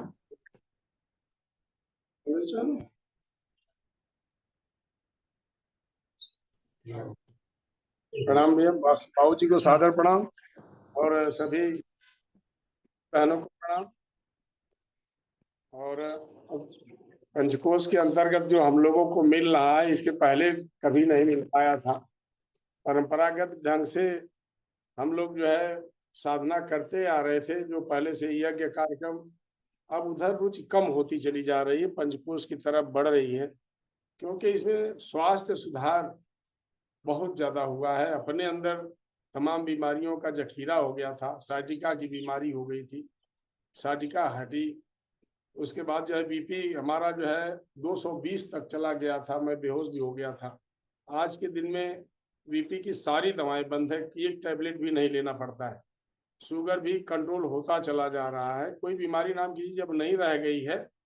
केवल खान पान के द्वारा ही सब सुधार हुआ है। आवाज ना होती, बहुत सुधार हुआ। और हमारे यहाँ सभी भाई बहन सब लोग जो है सीखते हैं। हम लोग बहुत लोग हैं यहाँ पर, एक साथ सब लोग सारे सवेरे एक घंटे का पूरा एक्सरसाइज प्राणायाम चलता है। और पहले से अपने अंदर आलस्य बिल्कुल नहीं रह गया। पहले तो थोड़ा आलस्य आता भी था। खान पान की कोई दिनचर्या व्यवस्थित नहीं थी, जब हो तब खा लेना और पूरा पेट भर के खा लेना, ठूस ठूस के खाते थे हम लोग, इसी नाते रोगी भी हुए। अब खाने पर बिल्कुल कंट्रोल हो गया, जिससे स्वास्थ्य में काफी सुधार हुआ। उषा पान पहले नहीं किया करते थे, जब से पंचकोश से जुड़े उषा पान करने लगे, खान पान पर कंट्रोल हुआ। गैस की बीमारी बिल्कुल खत्म हो गई, नहीं तो गैस से ही लगता था कि सारी बीमारियां हैं। और जो है चेतना की गहराई बढ़ी, क्रोध पर नियंत्रण हुआ, परिवार में सहृदयता बढ़ी, परिवार के सदस्य भी धीरे धीरे देखी देखा करने लग गए हैं, परिवार का सहयोग मिलने लगा। और पंचकोश में जुड़ने के बाद बाबू जी कहते हैं कि भौतिक और आत्मिक दोनों प्रकार की प्रगति होती है। तो पहले नहीं महसूस होता था, लेकिन इधर लगभग 1.5-2 साल से बहुत अच्छी प्रगति हो रही है, भौतिक क्षेत्र में भी और आत्मिक क्षेत्र में भी। और हम ही अकेले समय न लेने, हम सोच रहे भाई लोग भी हैं, कुछ ये लोग भी अपने बारे में बताएं। और आप बताइए जल्दी बोलिए, टाइम नहीं है, कम समय है। जी जी बिल्कुल, 10-10 सेकंड में अपनी बात को कह सकते हैं जी। हमारे तरफ से हमको तो बहुत, जब से हम बहुत सब कुछ किए, लेकिन नहीं हमको कुछ अनुभव मिला। जब से हम पंचकोश में जुड़ी तब से हमको बहुत कुछ मिली है। बीपी थी, शुगर था, इसको हम बहुत दवाई नहीं खाए। सब लोग कहे डॉक्टर रोज दवाई खानी पड़ेगी, हम नहीं खाए दवाई। इसी भोग में प्राणायाम में लग गए, इसी में करने लगे। हमको बहुत लाभ मिला, बहुत शांति मिली, और गहराई भी मिल गई। अब हर परिवार में शांति मिल गई। ईर्ष्या नहीं किसी से करने को मन कहता है। मैं कुछ भी सोचती हूँ, शाम को जब सोती हूँ, कुछ भी ईर्ष्या रहती है उसको सोचती हूँ, उसको पश्चाताप करके उसको कुछ लगाती हूँ। करते करते मुझे सबको ही ईर्ष्या खत्म हो गई। मैं नहीं किसी से मोड़ कर बात पाती, यानी मोरा इच्छा कहता है। सबको प्रणाम। समय बिल्कुल सीमित है। भैया प्रणाम। जब से मैं पंचकोश में जुड़ा हूँ तब से हमारे पास आलस खत्म हो गया है, हमारी चेतना गहराई में चली गई है। और हमारे पास बीपी और शुगर दोनों था, दवाई कई महीने किए थे, लेकिन इस समय शुगर बीपी की दवाई सब बंद हो गई है। हमारा स्वास्थ्य सब ठीक हो गया है, अब किसी प्रकार की बीमारी हमारे पास नहीं है। दूसरे समय ले रहे हैं।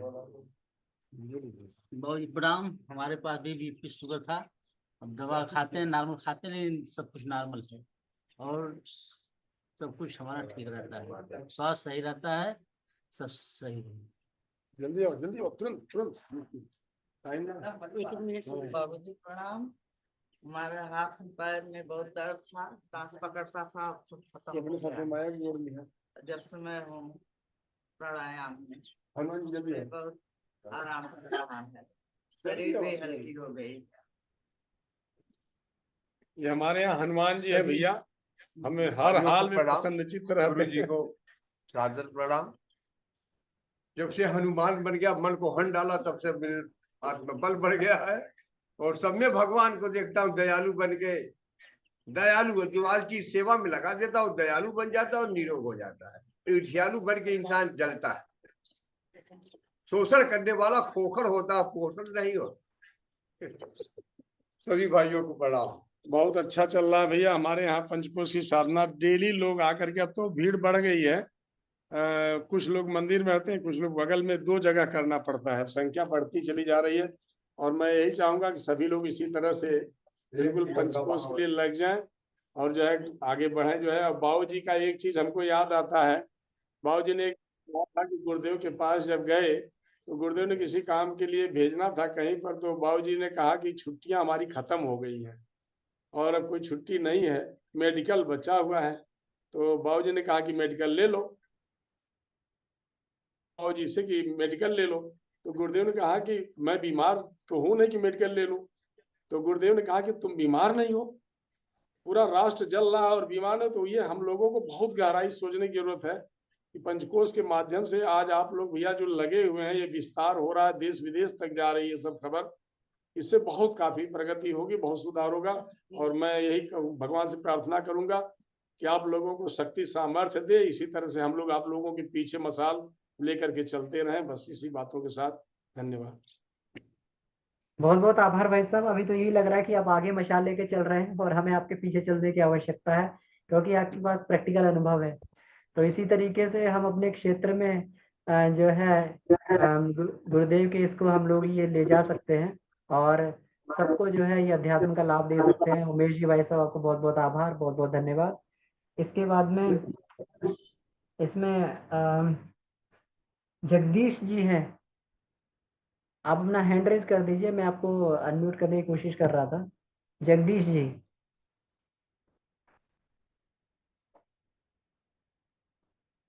जगदीश जी आजमगढ़ से हैं जी। जी आप अपनी और अनम्यूट कर लें कृपया।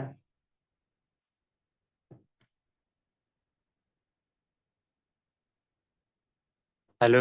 हाँ, प्रणाम बाबूजी, सभी साथियों को मेरा प्रणाम।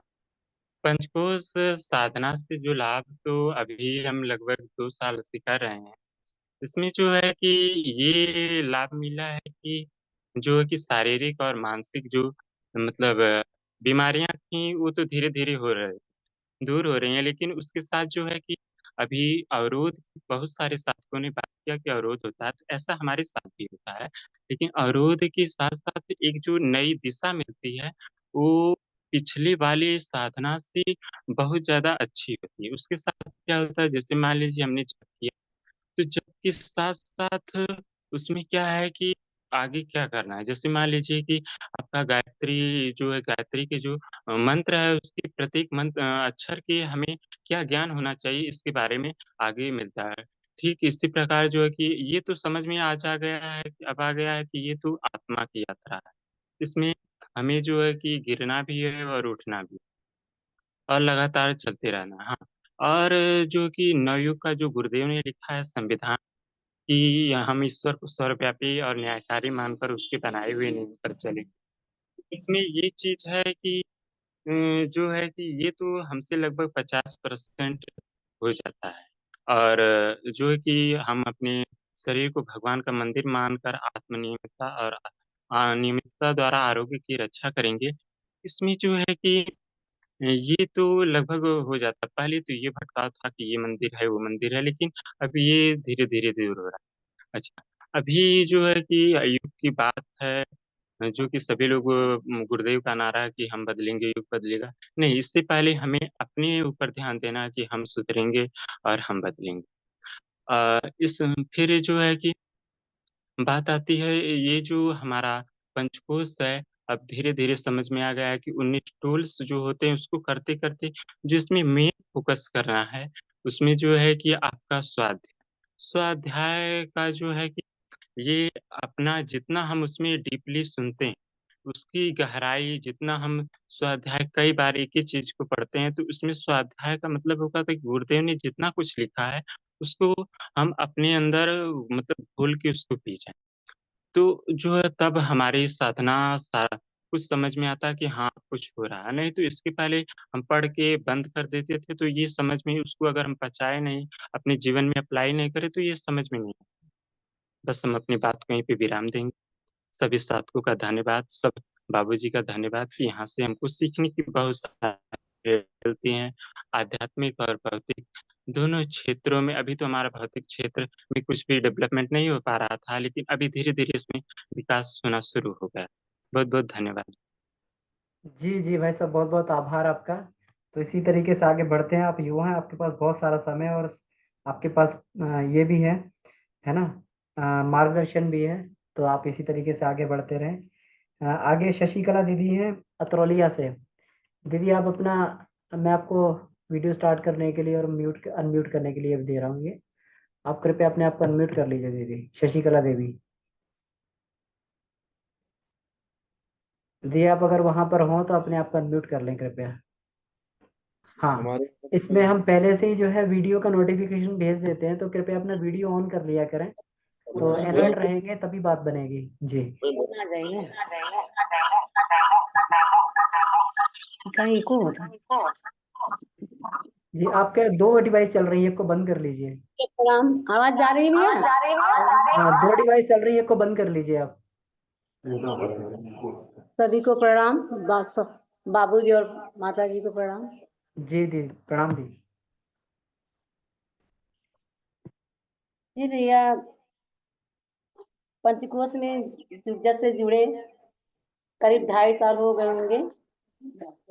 इससे बहुत कुछ लाभ हुआ। पहले से अन्नमय कोश में भी जो रोग मुक्त हो गए और उससे उत्साह और उमंग बढ़ी।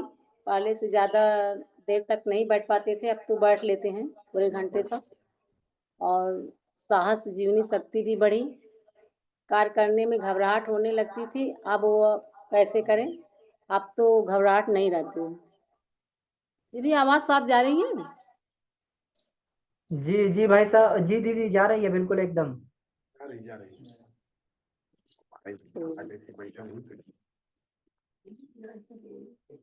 गुरु का बल मिला और माँ का आंचल मिला, प्यार के सहारे हम लोग चल ही रहे हैं। अब पहले बहुत गांठ बनी रहती थी, सबका सुन सुनकर बहुत मन में विचलित हो जाती थी, लेकिन अब वो किसी भी चीज की तनिक भी गांठ नहीं रहती है। अब तो ऐसा लगता है कि शरीर भगवान का है, जब है तो हमको किस चीज की चिंता, तेरा तुझको अर्पण के भाव से करते हैं। और भी हम शरीर भाव में रहते ही थोड़ा बचता है, और भैया हम शरीर भाव से रहकर थोड़ी दिक्कत नहीं आती है। जब आत्म भाव से रहते हैं तो बहुत आनंद आती है। और बहने मेरे पास है भैया, थोड़ा नए लुत्फ बोलिए बोलिए आप लोग। हाँ बिल्कुल, 30 सेकंड में अपनी बात को कहते जाएंगे क्योंकि समय बहुत हो गया जी। तब से बहुत लाभ मिलल। हमारे पैर और घुटने में बहुत दर्द है। अब दवाई ना खाए पड़ाला, अब दवाई ना खाए पड़ाला, अब आपसे आप हम चला लगनी। बहुत सुंदर, बहुत सुंदर, बहुत बहुत बहुत बढ़िया है जी।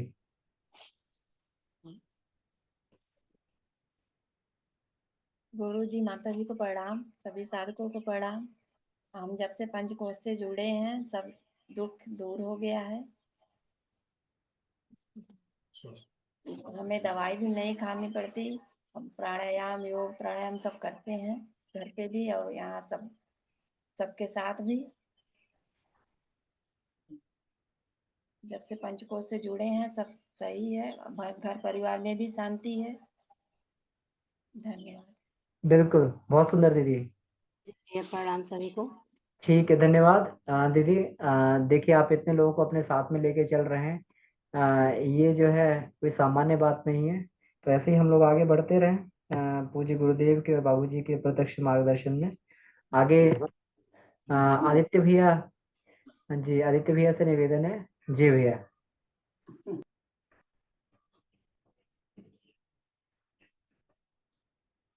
एक मिनट। हाँ भैया, सभी को भैया मेरी आवाज आ रही है? सभी आ को, रही है भैया। हाँ सभी को प्रणाम, बाबूजी को प्रणाम। भैया, पंचकोशीय साधना से काफी लाभ हुआ है। 2019 के नवंबर के बाद मैं जुड़ा था और 2020 में बाबूजी से मिले थे गुप्त नवरात्रा में। और साधना करते करते मतलब कि मुझे एक बात का अनुभव हुआ कि पंचकोशीय साधना में पंचकोश जो है वो साधक की जिम्मेवारी है खुद की। और जब मुझे ये बात का अनुभव हो गया तो मैं बार बार ये प्रयास करने लगा कि किसी भी तरह मैं अपने मनमय कोश को के स्तर को नीचे न गिरने दूं, परिस्थिति कुछ भी है। क्योंकि जीवन में परिस्थितियां अच्छी और बुरी आ सकती है, लेकिन जिम्मेवारी अपनी रहती है। तो इससे लाभ हुआ। अगर परिस्थिति अच्छी नहीं आती है तो हो सकता है कि 2 मिनट 3 मिनट या 2 घंटे के लिए मन में उथल पुथल मचा रहे, लेकिन फिर मन अपने सामान्य स्थिति में आ जाता है। और बीच में कुछ साल पहले साधना का स्तर नीचे भी चला गया था, लेकिन साधना प्रतिदिन होता था, कम हो या ज्यादा हो। और इधर के कुछ दिनों में मैं अनुभव कर रहा हूँ कि कुछ ऐसा प्रवाह मेरे साथ रहता है, या मैं उसको महसूस करते रहता हूँ इधर के कुछ दिनों में। और जैसे उस प्रवाह को महसूस करता हूँ तो अनायास ही मन बहुत आनंद में चला जाता है। उसका कारण मुझे मालूम नहीं है ऐसा क्यों होता है। और एक और मेरा मतलब अनुभव है, मतलब कि जिसमें मुझे लगता है कि प्रगति बिल्कुल नहीं हो रही है, वो है कि मेरे अंदर का प्रमाद जो है वो नष्ट नहीं हो पा रहा है मुझसे। मैं बहुत कुछ कर पा रहा हूँ लेकिन प्रमाद को नष्ट नहीं कर पा रहा हूँ, तो इसका कारण मुझे नहीं समझ में आता है। काफी लाभ तो बहुत हुए हैं भैया, यही मेरा अनुभव है। और आप सबको मेरा प्रणाम। बहुत अच्छा अनुभव भैया। और जो धारा के लिए आप बोल रहे हैं वो अपने अंदर से निकलने वाली ही गंगा यमुना के मिलन से सरस्वती की धारा जो बहती है वो अपने अंदर से ही निकलती है, और उस धारा से जब सामंजस्य हो जाए तो आनंद ही आनंद है ना। और दूसरी बात देखिए, प्रमाद जो है कुछ ना कुछ हम सभी लोगों के अंदर है ना। आलस्य प्रमाद रहता ही, ऐसा नहीं है कि ये जो है किसी का बिल्कुल खत्म हो गया और किसी का नहीं। तो ये सभी के अंदर थोड़ा बहुत है, और ये धीरे धीरे ही जाएगा, क्योंकि इसी के लिए अभ्यास की वजह से ही जो है ये प्रमाद धीरे धीरे कम होता है। और हम देख भी रहे हैं कि आप जो है जिस तरीके से ये एक्टिविटीज को आप ये लेके चल रहे हैं, जिम्मेवारियों को लेके चल रहे हैं और निभा रहे हैं, तो ये तो प्रमाद के साथ नहीं हो सकती। इसका मतलब आपकी काफी इसमें प्रगति है, और ये होती जाएगी धीरे धीरे। और बिल्कुल आप जिस स्तर पे चाह रहे हैं उस स्तर से होगा। तो आपसे गुरुदेव को बहुत उम्मीदें हैं, और गुरुदेव आगे भी बढ़ाएंगे। बहुत बहुत आभार भैया। और आगे शैलेंद्र जी भाई साहब हैं, ये अंबेडकर नगर से। तो इनका जो है बड़ा ही बढ़िया इनके मैसेज हमें देखने को मिलते हैं। ये पूरे अपने क्षेत्र में क्रांति मचाए हुए हैं। तो भैया से आइए इनके अनुभवों को सुनते हैं जी। भैया प्रणाम। प्रणाम बाबूजी भैया। को प्रणाम। सभी भाई बहनों को प्रणाम। अब देखिए, साधना तो हमारी बहुत अच्छी तो नहीं है, बहुत ऊंचे स्तर की नहीं है, लेकिन जो हमारे आसपास का वातावरण में है उसमें जो हमसे बन पाता है हम वो करते हैं। और धन्यवाद है भाई साहब का, सौभाग्य है कि उनके द्वारा जो है शिक्षण का भी अवसर मिल जाता है, जो वो व्यवस्थाएं बना देते हैं। तो आचार्य जी और डॉक्टर ब्रजेश जी के माध्यम से साथ में बस हम लगे रहते हैं। हम करते उरते कुछ नहीं है, बस करता नहीं हूँ कुछ भी, सब काम हो रहा है, उसी ढर्रे पे चलते हैं। बाकी छोटे छोटे जो हम प्रयोग करते हैं अपने जीवन में, एक तो छोटा सा हम लेके चलते हैं कि जो भी अपना आसपास का है, चाहे कोई संबंधी हो XYZ, तो हर जगह सिर्फ अपने कर्तव्य का पालन। तो इससे बड़ी शांति रहती है और बड़ा आनंद में जीवन चलता है। हालांकि कठिनाइयां तो बहुत ज्यादा हमारे जीवन में, तो सबसे ज्यादा है, कितना है हमको खुद नहीं पता है, लेकिन उसमें भी बड़ा मजा आता है, आनंद में रहते हैं और दूसरों को भी आनंद देते रहते हैं।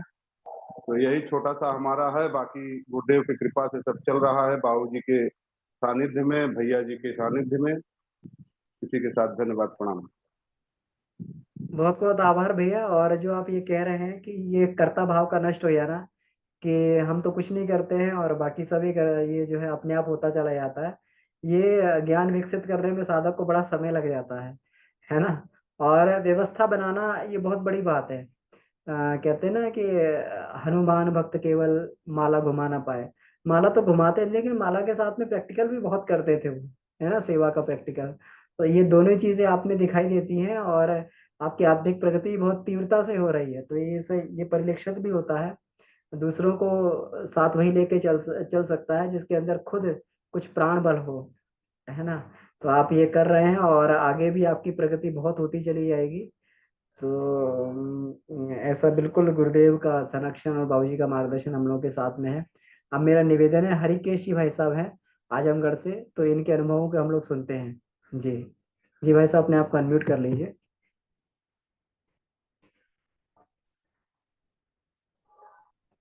जी भाई साहब प्रणाम।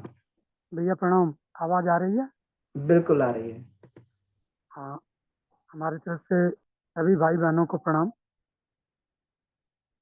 वास्तव में इसके पहले भी हम जो करते थे पूजा पाठ और ध्यान, उसमें तो कुछ पता नहीं चलता था, लेकिन जब से बाबूजी से जुड़े, आप सबसे जुड़े, तब से निश्चित तौर पे पंचकोश और खान पान और विचार संयम, इन सब में बड़ी प्रगति हुई। लेकिन एक चीज़ की दिक्कत आती है कि आलस्य हमारे पास काफ़ी बढ़ रहा है। इसको कम करने के लिए हमारे पास कोई मतलब पॉइंट व्यू नहीं मिल पा रहा है कि हम इसको कम कैसे कर पाएँ। जैसे ध्यान लगाते हैं तो कुछ सेकंड रुकता है, इसके बाद नई कहानियाँ गढ़ना शुरू कर देता है, मन पूरा नहीं लग पाता है। लेकिन स्वास्थ्य के विषय में बिल्कुल परफेक्ट हो गए हैं, शरीर में अन्य प्रकार की कोई विकृति नहीं महसूस होती है। और ये पंचकोश के नियमों के अनुसार ही मतलब हो पाया है कि हमें खाना क्या है, कब खाना है, कितना खाना है, कैसे खाना है, ये सब मालूम हुआ जब हम पंचकोश से जुड़े। बाबूजी आवाज़ सुनाई दे रही है? जी बिल्कुल स्पष्ट आ रही है जी भाई साहब। तो और इसमें जो उमेश भैया का आप सबका सानिध्य मिला, ये एक नई दिशा दिया, जीने के लिए एक नई दिशा दिया। कभी कभी जीवन में पहले कोई दिक्कत आती थी, ये उसी में उथल पुथल होती थी, बड़ी तकलीफ होती थी। लेकिन अब लगता है जैसे ये अनुभव होता है कि ओ, हमें एक कमी थी तो परमेश्वर ने ये जो तकलीफें दी हमें मजबूत करने के लिए, तो बिल्कुल उससे मन बिल्कुल एक नई दिशा ले लिया कि मतलब वो तकलीफ नहीं होती, बिल्कुल स्पष्ट होने लगता है कि हाँ ठीक है, ये तकलीफ आई है तो अच्छा लग रहा है, अब इससे हमें कैसे निपटना है, वो तरकीब ढूंढने में और उससे जूझने में मजा आता है। तो ज़्यादा समय नहीं लेंगे भैया, लेकिन इस पंचकोश से हमें बड़ा फायदा हुआ है। पहली बात, शरीर के विषय में हमारी शरीर स्वस्थ हो गई, और मन में थोड़ा सा वही दिक्कत है, मन को काबू कर पाना ये हमारे बस की बात नहीं लग रही है, जब तक कोई और सानिध्य नहीं मिले, साथ न मिले। ये प्रमाद बढ़ता चला जा रहा है, इसको कम नहीं कर पा रहे हैं, ये हमारी कमजोरी है। जी भाई साहब बिल्कुल। तो इसके लिए घबराने की बात नहीं है, अपने प्राण बल को बढ़ाते जाइए, प्राणमय कोश की साधना को बढ़ा दीजिए। अन्नमय कोश का तो आपका हो गया सब, प्राण को बढ़ाएंगे, प्राण ही मन पे नियंत्रण कर सकता है, पर वो भी प्रज्ञा वाला प्राण, है ना। जी भैया। हाँ, शुद्ध प्राण जो है जिसको ये बोलते हैं। तो साधना के माध्यम से, ध्यान के माध्यम से आप बढ़ाते जाएं, तो जैसे जैसे प्राणायाम पे और इस सब चीजों पे कमांड होती जाएगी, तो मन अपने आप जो है वश में आने लगेगा। और थोड़ा विज्ञानमय कोश से भी मन कंट्रोल में आता है। तो बिल्कुल जो है धीरे धीरे जैसे जैसे आपकी स्थिति बढ़ती जाएगी, वैसे वैसे आपका जो है मन भी नियंत्रण में आता रहेगा। चंचलता मन का स्वभाव है ना। तो इसलिए घबराना नहीं चाहिए, हम लोगों को आगे बढ़ते रहना चाहिए। तो कोई और साधक अगर अपना अनुभव इसमें देना चाहते तो अपना हैंड रेज कर देंगे, नहीं तो हम सीधे बाबूजी के पास चलते हैं जी। ठीक है भैया, प्रणाम। जी, तो आइए बाबूजी से हम लोग आशीर्वाद प्राप्त करें। बाबूजी का लगाया हुआ ये नर्सरी जो है किस तरीके से ग्रो कर रही है और सब पेड़ बन गए हैं। तो ये जो है हम लोग देखते हैं, बाबूजी का आशीर्वाद प्राप्त करते हैं। जी बाबूजी प्रणाम। जी अमन जी प्रणाम। बहुत अच्छा थे कि आपको तो बहुत धन्यवाद पहले कि सुभाष सिंह जी का मोर्चा आप संभाल लिए, और आपके बाद भी काफी कतार हम देख रहे हैं। गोकुल चंद मुंदड़ा जी भी अच्छा संभालेंगे, आचार्य वीरेंद्र जी हैं, बहुत अच्छे सब सीक्वेंस ये है। एक प्रसन्नता तो हो ही रही है कि इस रिसर्च ग्रुप ने या परम पूज्य गुरुदेव की पंचकोश यौगिक साइंस ने अब ढेर सारे जो हीरो का हार कहते हैं कि 10,000 हीरो का हार चाहिए, ऐसे बेहतरीन व्यक्तित्व उभरते दिखने लगे। तो ये प्रैक्टिकल पक्ष बहुत जरूरी है गायत्री महाविज्ञान का। तो आइए आज के पार्टिसिपेंट्स ने जो अनुभव दिए उनमें से हम कुछ लें जानकारी उनका। सबसे पहले गोकुल चंद्र मुंदड़ा जी ने अपना देखिए स्वाध्याय करने से कुछ बातें उसी में दबी पड़ी रहती है किसी पैराग्राफ में और दिखाई पड़ जाती है कि अरे इतना दिन पढ़ते रहे 20 साल 25 साल ये लाइन क्यों नहीं दिखाई पड़ा कि पंचकोश साधना का उद्देश्य क्या मिला, जबकि उस रास्ते से गुजर चुके रहते हैं। होकर कहाँ कहीं के ठेस लग जाता है तो कौन सा वाक्य कब चुभ जाएगा, ताम्रपत्र की तरह हृदय में कैसे कोई ताम्रपत्र पर लिख दे। तो गुरुदेव की कुछ बातें हमें जो उनके इन पर्सन क्लास में मिलती थी ताम्रपत्र की तरह खुदी हुई है और वो भटकने नहीं देते कभी रास्ता से, वो लक्ष्य। उपनिषदों के स्वाध्याय क्रम में या गायत्री महाविज्ञान का हम लोग जब गहराई से अध्ययन करेंगे तो बहुत कुछ मिलेगा। देखिए इसमें ये सिलेबस में भी इन्होंने सलाह दिया कि इसको रखें, तो सिलेबस का शुरुआती है गायत्री महाविज्ञान में आप देखेंगे तो तीसरे खंड में इसमें एक भृगुबली ब्रह्मानंद बल्ली का उदाहरण दिया है तैत्तिरीय उपनिषद का, यहीं से शुरुआत किया भृगुबली से। तो पंचकोशों की साधना में तो अन ही प्राण है। अब देखिए यहाँ से उन्होंने किया कि अन ही ब्रह्म है, प्राण ही ब्रह्म है, ब्रह्म ज्ञान हमें दीजिए ब्रह्म से। तो एक एक कोशों को वो पार करते जाते थे तो पता चलता था कि ये अन्नमय कोश अन्न ही ब्रह्म है। तब जाकर शरीर का ध्यान देना आदमी शुरू करता है, शरीर को भगवान का मंदिर माने। देखिए आप इसके पहले नहीं मान रहे थे तो अनाप शनाप भोजन किए जा रहे थे या संयमित जीवन से। जब ये पता चल गया कि शरीर ही हमारा मुख्य है, अपने शरीर का हम रेस्पेक्ट करें, तो ये आत्मज्ञान यहीं से शुरू होता है। अपना रहन सहन रूटीन आदमी चेंज करता है, जिसको शुभेच्छा कहते हैं। ये बुद्धत्व ही नहीं था कि यह शरीर अपना ईश्वर का दिया हुआ है, प्रदत्त है, तो ये जो मंदिर है तो इसमें कचड़े फचड़े हम न ले जाए। देखते हैं ना आहार संयम में को उसको आदमी संवारना शुरू। प्राणमय कोश में प्राण के रूप में ब्रह्म का साक्षात्कार होता है कि यह सारी सृष्टि प्राण तत्व से बनी। यह भृगु ऋषि को समझ में आया तो कहा कि प्राण ही ब्रह्म है।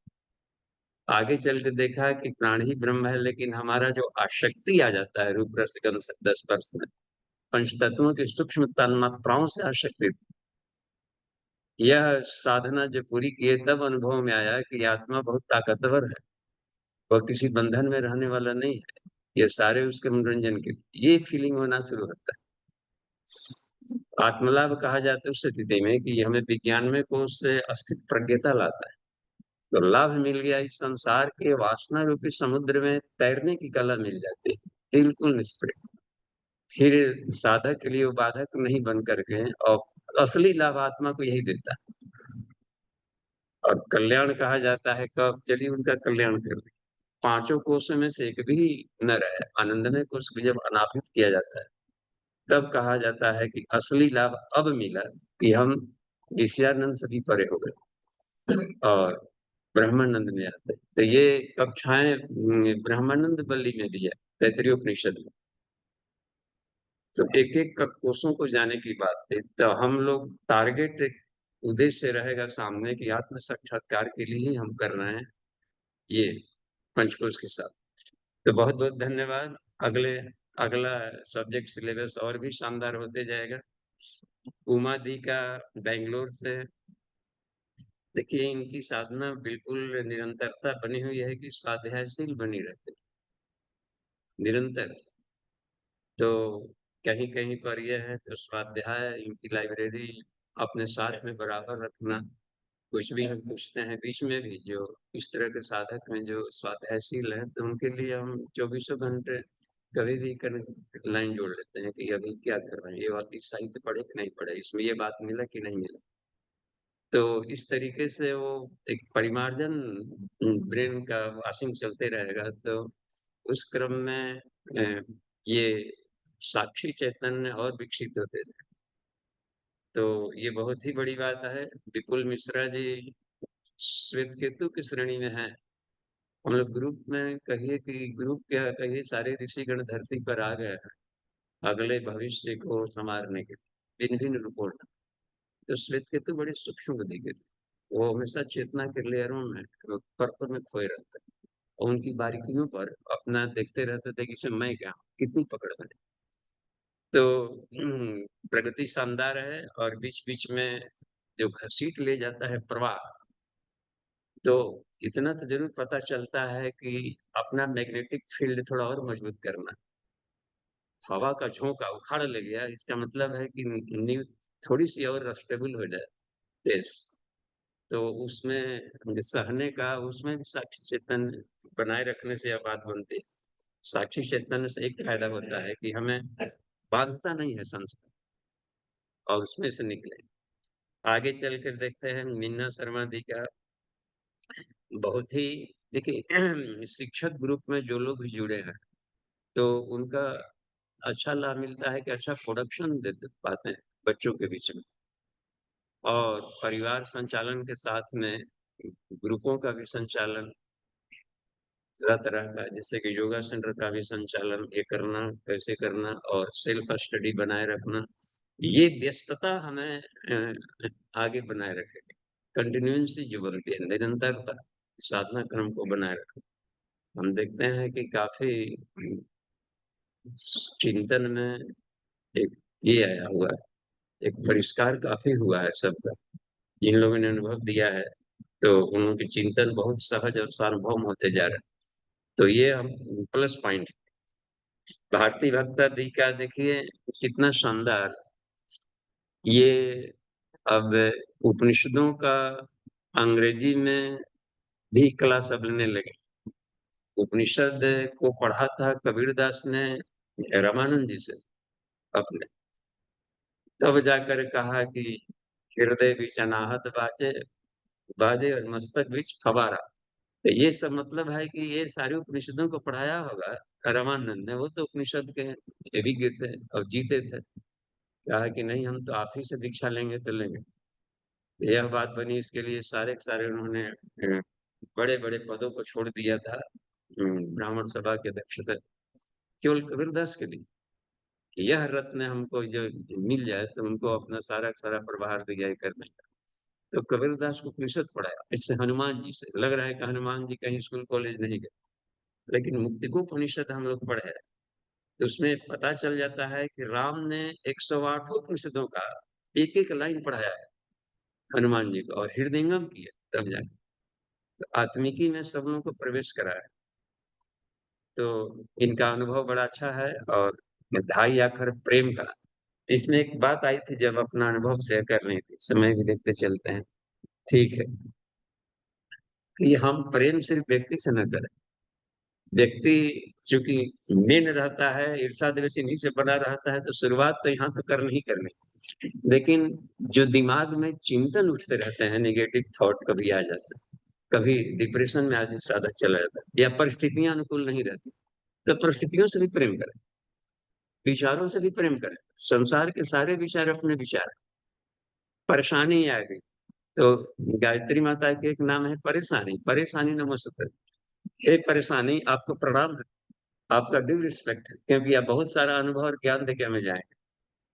तो ये कया नचित्रा भवदीति सवा हृदय सखा, तो विचारों के प्रति स्नेह, भावनाओं से हम प्रेम करें, परिस्थितियों से प्रेम करें, तो लगेगा कि यहाँ पर ब्रह्म का साक्षात्कार बिल्कुल ही और तेजी से झिलमिलाना शुरू होता है। तो ठीक है, धन्यवाद। आचार्य वीरेंद्र जी का देखिए कितने मस्त रहते हैं, और अभी पिछले सत्र में आए थे तो उनका भी कहीं एक एक्सीडेंट जैसा हो गया था, उन्हीं के यहाँ का फ्रैक्चर टूट गया, तो उनके हर कोना मल को देखे कि अब कैसे क्या करते हैं, शर्ट ऐसे पहन देते हैं, तो हम देखे दूसरे ने कमीज को फाड़ दिया, टेबल लगा दी इसको। तो इतने माने कबीरदास जैसे हरफन फौरन मस्त है, और बिल्कुल भी और तुरंत जा करके अपना नट बोल्ट लगा करके अब ठीक है, तुरंत देखिएगा सिंह खुलासे मार रहे हैं। एक हाथ से हमने पूछा कि लिख लेते हैं कि नहीं मंत्र भर, एकदम काम कर रहा है बाबा जी, फर्स्ट क्लास का, कोई नो प्रॉब्लम। तो ये गुरु कार्य के लिए हमेशा जीवित रखना अपने आप को, अंतिम सांस तक हमें लड़ना है गुरु के लिए, जूझना है करने के लिए।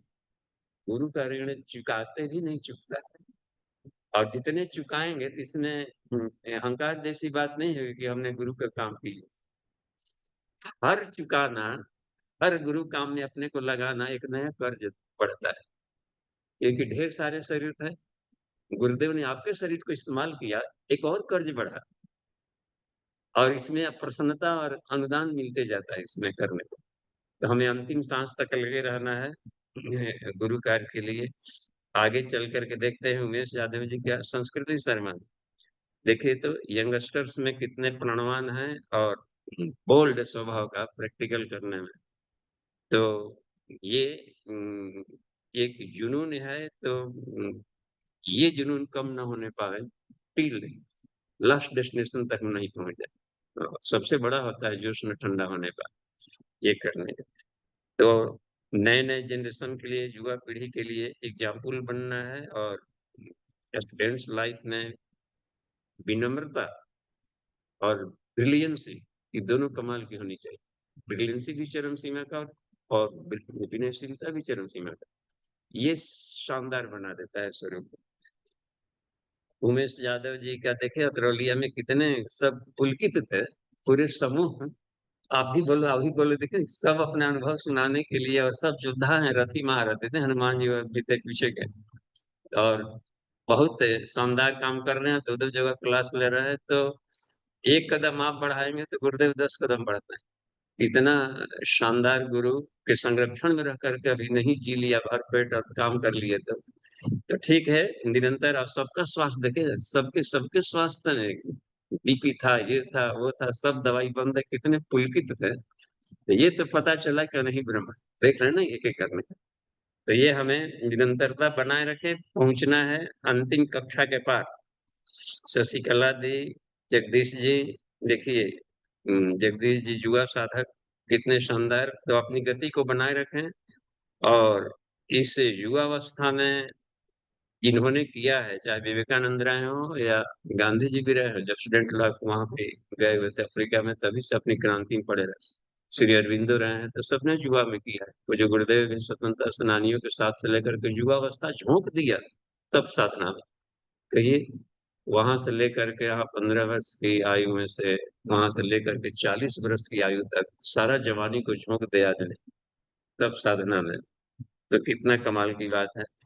तो स्वावलंबन के साथ में साधना चले, भावावेश में हमें नहीं खुद पढ़नी है ये करने का, स्वावलंबन मस्ट, उसके साथ में हम अपनी साधना को बनाए रखें। शशिकला दी, महिला समूह आदित्य चंद्र जी का देखें, इसमें जो आलस्य प्रमाद की बात किए थे आदित्य जी, तो उसमें रसाहार पर यदि हम फास्टिंग करें, एक नवरात्रि केवल रसाहार पर है, जो भी फलों का रस, जो भी सेट करता, नारियल का रस या फिर जाकर के तुलसी काढ़ा वगैरह सबका, तो एक नवरात्रि काफी है आलस प्रमाद भगाने का। फिर तो वही कहा ठेलने लगता है। तो भीतर में शरीर के थोड़ा सा जो भारीपन है, जहां तक दिखाई नहीं पड़ता है, लेकिन इसमें तम कहते एनर्जिया, तो मेंटल भी एनर्जिया इसको भाग जाता है। तुलसी काढ़ा भी मेंटल एनर्जिया को हटा कर फेंक देता है। बिल्कुल ठीक है, धन्यवाद। यानी सामूहिक उपवास किया जा सकता है, उसमें डरने की जरूरत नहीं है, एनर्जी मिलती रहेगी। शैलेंद्र जी भाई साहब बहुत ही ताकतवर योद्धा है, और नींव है, नींव के पत्थर ऐसे ही होते हैं मजबूत मजबूत। हरिकेश गौड़ जी कल छूट गए थे, तो फिर आज के अनुभव में सामने आ गए। धन्यवाद। और शांति पाठ आप करिए, और तुरंत चूंकि हम लोग को जाना है अभी 8 बजे से, आज ये है पितृमोक्ष अमावस्या का पर्व, तो उसमें हम लोग लगेंगे। और नवरात्रि कल से शुरू है, बहुत सघन। अमन जी, आप भी अपने स्तर से जो जहाँ पर है, अपने अपने स्तर पर वहां पर खूब गहराई में करें, और प्रसन्न मन से। धन्यवाद जी, बहुत बहुत आभार बाबू जी आपके आशीर्वाद के लिए। आइए इसी के साथ में इस कक्षा को हम लोग समाप्त करते हैं। ओम शांति शांति शांति। जी समाप्त। सभी को प्रणाम, धन्यवाद।